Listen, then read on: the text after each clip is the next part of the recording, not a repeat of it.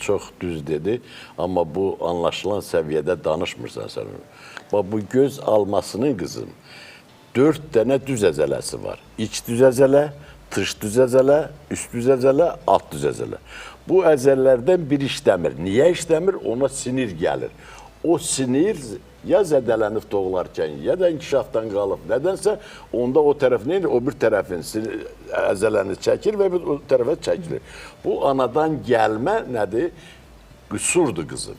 Bir də var qızım, həyatda qazanılma da olur da bunlar. Bəli, bəli. Təkcə gözün sinirindən asılı olmayan şeylər də var.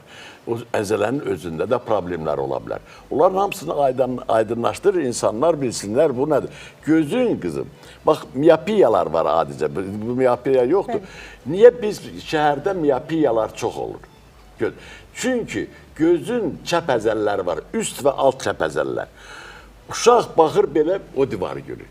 Hər bir insan ən uzağı 11 kilometri görüb sonra yaxına baxmırsa o adamın gözündə çəpləri. Belə baxırıq o divarı görür, belə baxırıq bu divarı görür. Çox yaxındır. Ona görə həmişə işləyən hansıdır? Çəp əzələ. Çəp əzələ işlədiyi üçün o miyopiya göz önə doğru qabarır və fokus nöqtəsi dəyişir və nəticədə nə olur? Miyopiya, yəni yaxından görmə olur. Bunlar adi şeylərdir. İndi özü deyəcək ki, onu operasiya edirik biz buradan, burasından bir şey kopardırıq, yaxınlaşdırıq, açqın da tulluyur, miyopiyası da yitir.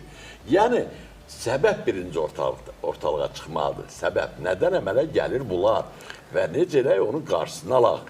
Bəlkə doğuş zamanı nəsə əzirlər, niyə, nədən əmələ, bunların hamısını xalqa demək lazım və düzgün demək lazım.